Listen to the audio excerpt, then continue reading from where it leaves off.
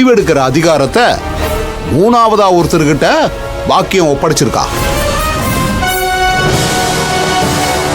இந்த சொத்தை பத்தி நீங்க ஏதாவது முடிவெடுக்கணும்னா அதுக்கு முதல்ல சரவணனோட கல்யாணம் முடியணும்.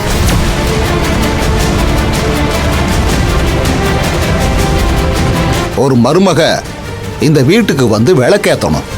அப்புறம் அவளோட சேர்ந்துதான் இவனே முடிவெடுக்க முடியும். பாக்கியம் எல்லாத்தையும் நல்லா யோசிச்சுதான் முடிவெடுத்திருக்கா. அவங்க அப்படி ஒரு முடிவெடுத்தா நான் அவங்களோட பையன், எனக்கு முடிவெடுக்க தெரியாதா? டேய், ஆத்திர அவசரத்துல எந்த முடிவும் எடுக்காத, கொஞ்சம் பொறுமையா இரு. எனக்கு கல்யாணம் ஆனதானே என் சொத்தை பத்தி நான் முடிவெடுக்க முடியும். அது உன் பொண்டாட்டி சம்மதத்தோட. ஓஹோ, அப்படியா? சரி அம்மா, நீங்க உடனே எனக்கு ஒரு பொண்ணை பாருங்கம்மா.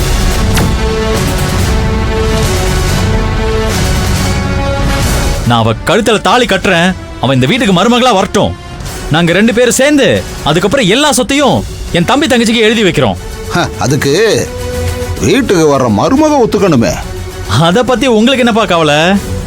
புருஷன் முன்னாடி 2 பேரும் சேர்ந்து முடிவெடுக்கணும், அதுதான் உங்களுக்கு முக்கியம். அம்மா, நீங்க உடனே கல்யாணத்துக்கு ஏற்பாடு பண்ணுங்கம்மா. சரிப்பா. எதுக்கு? மொத்த சொத்தையும் அடிச்சுட்டு உன்னையும் அந்த புள்ளையையும் தெருவில் நிறுத்துறதுக்கா? ஏன்பா இப்படி விதாண்டவாதமா பேசுறீங்க? டேய், உனக்கு தெரியாதுடா, இவ கண்டிப்பா உன்னை ஏமாத்தி தெருவில் நிறுத்திடுவா. பாத்தியாப்பா, இதுக்கு தான் நான் சொன்னது. இங்க பாரு, நீ என்னதான் டிராமா போட்டாலும் நான் நம்ப மாட்டேன்.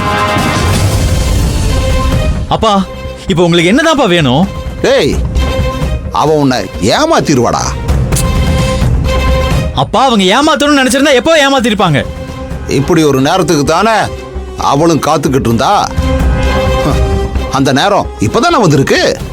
ஐயோ அப்பா, ஏன்பா இப்படி எல்லாம் பேசுறீங்க? டேய், உனக்கு தெரியாது சரவணா.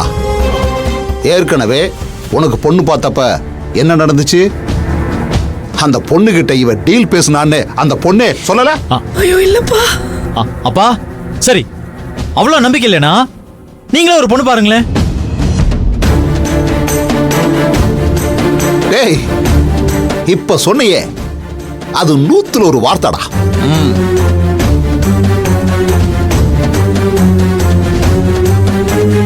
நான் பாக்குற பொண்ண நீ கட்டிக்க. அதுக்கப்புறம் நீ என்ன முடிவெடுத்தாலும் நான் ஒத்துக்கிறேன். அவ்வளவுதானே? நீங்க தானே பொண்ணு பார்க்க போறீங்க. வரப்போற பொண்ணை எப்படி சமாளிக்கணும்னு எனக்கு தெரியும். டேய், அதெல்லாம் நீ என்னமோ பண்ணிக்க. ஆனா நான் பாக்குற பொண்ணை தான் நீ கல்யாணம் பண்ணிக்கணும். அதான்ப்பா சரின்னு சொல்லிட்டேனே, அப்புறம் என்ன? சரின்னு சொன்னா மட்டும் பத்தாது, சத்தியம் பண்ணணும். சரி, சத்தியம் போதுமா? டேய், இந்த கதையெல்லாம் இங்க வேணாம். இங்க நிக்கிறாளே மகேஸ்வரி, இவ தலையில அடிச்சு சத்தியம் பண்ணு, அப்ப நான் நம்புறேன்.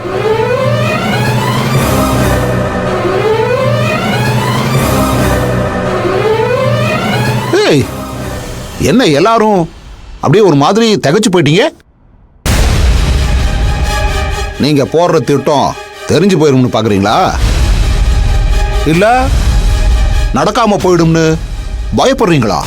அப்பா, நீங்க நினைக்கிற மாதிரி அம்மாவுக்கு எப்பவுமே என் சொத்து முக்கியம் இல்ல, நான் தான் முக்கியம்.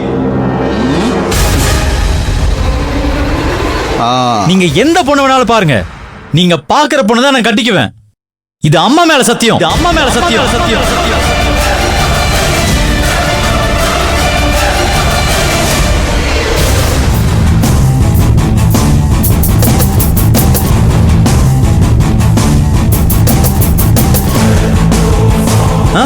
இப்போ உங்களுக்கு ஓகேவா? இதாண்டா எனக்கு வேணும், இது போதும்பா. மத்ததெல்லாம் நான் பாத்துக்கிறேன். அதே மாதிரி கல்யாணத்துக்கு அப்புறம் சொத்து விஷயத்தை நான் பாத்துக்கிறேன். டேய், அத நீ என்னமோ பண்ணிக்க போ. இது போதும்பா. இதுக்கப்புறம் யாருக்கு என்ன பண்ணணும்னு எனக்கு தெரியும். நீ கவலைப்படாதம்மா. சர்ரா சர்ரா.